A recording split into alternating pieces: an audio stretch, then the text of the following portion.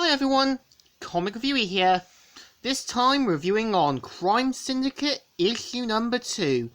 Now, as you know, Crime Syndicate is a new limited series by DC Comics and was meant to be reconstructed after the events of Dark Knight Metals, meaning that we have a more different version of Earth 3 and meaning the events of Forever Evil and that have been undone.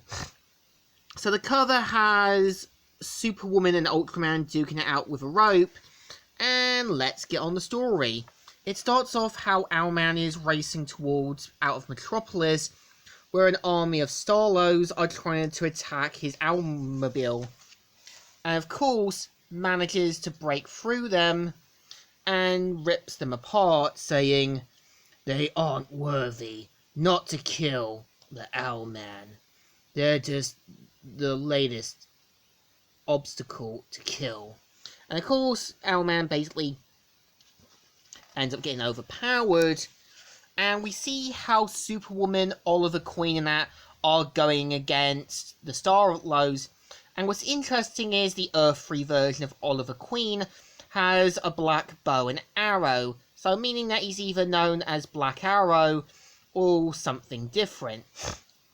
So of course they end up seeing Ultraman being controlled by one of the Starlos, saying, "You're coming with me, Ultraman." So of course Ultraman says that he just wants Superwoman, and so Superwoman and Ultraman duke it out and wrestles down Ultraman, saying, "Because this girl hits back," and basically destroys the Arnold Monument, which comes crashing down. And of course we see at the Owl's Nest where Owlman and the Earth 3 version of Alfred are sort of doing an autopsy of Starlo. And of course Bruce Wayne managed to salvage one. What's interesting is we are introduced to some of his rogues who ended up being captured, like the Earth 3 version of Bane, Riddler, Killer Croc, Penguin, and Mad Hatter. So mainly gets to work on the autopsy. We see how Ultraman and Superwoman duke it out in space, ending up destroying a space station, which kills off 2 of the astronauts, and her saying, "But they always wind up begging for scraps from under my heel."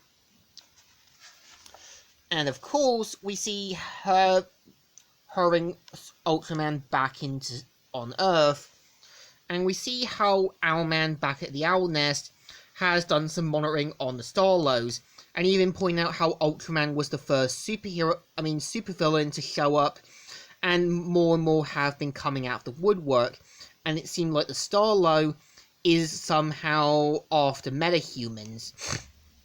So of course Owlman points out there was also Power Ring, who's in Coast City.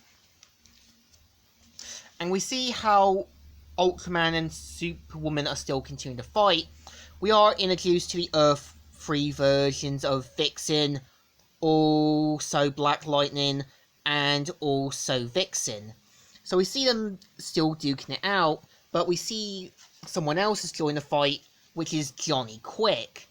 So, of course, Superwoman sees this more as a challenge, as her Amazon people have dealt with Starlo before, and it's been pointed out by Donna Troy that her version of Diana did die in the crossfire before with Starlo.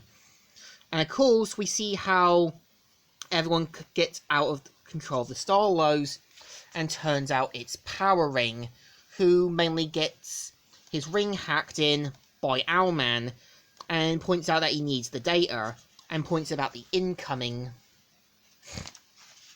which were introduced to the Earth 3 version of Deathstorm, Blue Beetle, also Miss Martian, Dr. Fate, and so many other versions. And Power Ring saying, "Where the hell did all these guys come from?" And of course afterwards we see that Ultraman and the others are cleaning up the pieces, and them finding out that Owlman's got plans, saying, "I'm the man with the plan."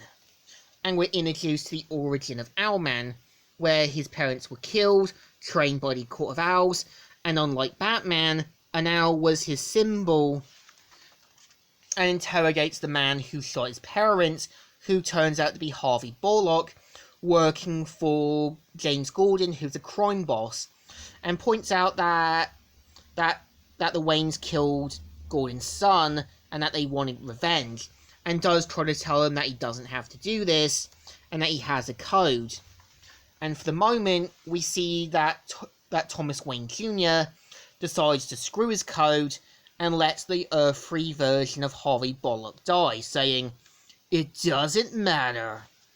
And yeah, this is the story. So, issue 2 is actually pretty good.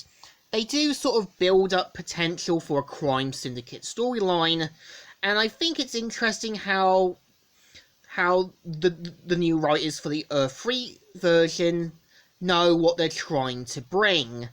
I would say it's like mixing the sort of post-crisis Earth-free with the whole pre-crisis, but using the pre-crisis origin a bit more bigger.